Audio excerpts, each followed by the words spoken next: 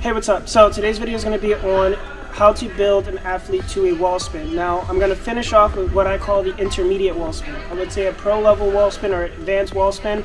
You're actually on a flat wall. Now we got a birthday party happening here, so I kind of have to move fast and I won't be able to do like a full line. And I know I promised some of y'all that requested me to do epic things, we'll save that for the next week. Moving forward. It does depend on which side your athlete cartwheels on. Do they need like a really good cartwheel where their legs are completely straight? No, they don't. It actually could be a really small cartwheel like this, and they can still do the wall spin. So once we identified what side our athlete cartwheels on, then we're going to transition on to a specific style of mat. Now, not every gym has this mat, but 9 times out of 10, if you have like a ninja program, then you will have these mats.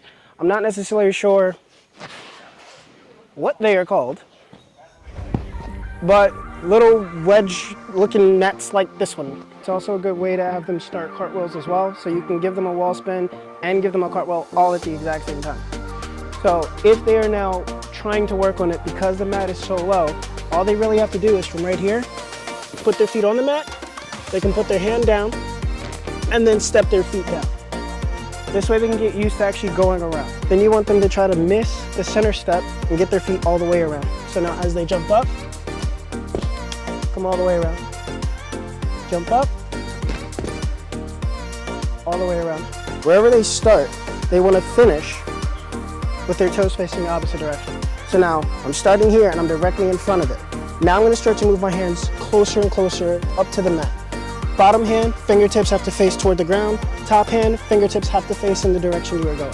So from right here, as I jump up, I want to spot the floor so that I see where my feet land. What I feel myself doing is that my bottom hand is pushing into the mat. So it's sort of like I'm pushing down on an angle. This way I can keep this arm strong and I rotate around. So now what you want them to do is you want them to run into it. So as they run into it, it's just going to be a jump. They're going to jump. That it doesn't rock. If you have 2 of these, you can put them back to back, and then this way, as you can tell, it won't go anywhere. Now we're going to go to a developmental wall spin. I call it a developmental wall spin because this is the way you're going to progress and build up. You put a block mat just like this, chalk it off. It's good if you have like the cartwheel mat. This way you have the filled-in hands versus the open hands. If they start in front of the filled-in hands, they can finish in front of the open. And if they start in front of the open, they can land in front of the filled-in. If you don't have that little mat that I was just working on, you can just start with this, where you put a mat like this against the wall and you put something to chalk it off on. When you do it that way, instead of the floor, the hands will go on the chalk mat and the hand will go on whatever mat you have pressed up against the wall. So from right here, you would put the hand down. This is that beginner level if you don't have that other mat. And bring your feet as close there as possible. In the developmental wall spin, you place that bottom hand as close to the floor as possible so they're not afraid. And the top hand still has to be that separation. Remember that your bottom hand wants to be in line with your belly button. So when it's in line with your belly button, this is going to make it easier for you to jump over. Top hand is going to be on the side. So your hands are like this. And you want to think that you're moving like this. So from right here, as you go in, you get around. I'll do it again here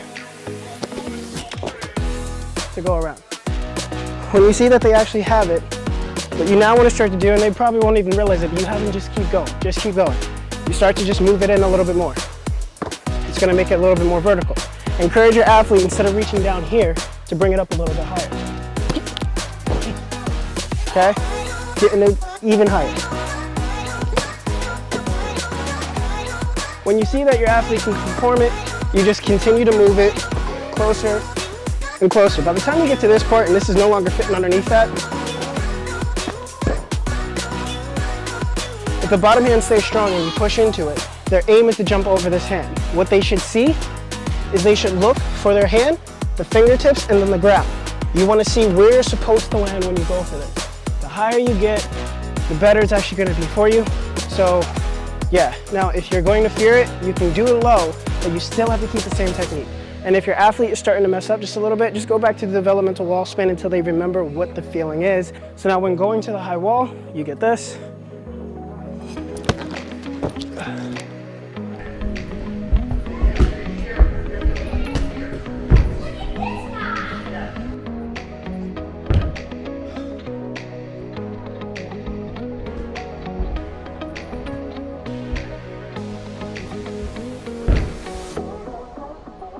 So that was the video for today.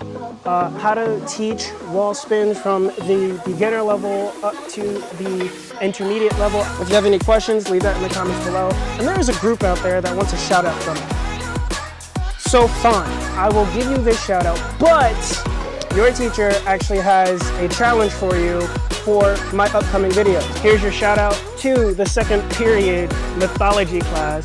Other than that, I'm your residential movement guru. Stay blessed, stay safe. I'll see you when I see you, and get on that challenge, people. The movement, the movement, the movement.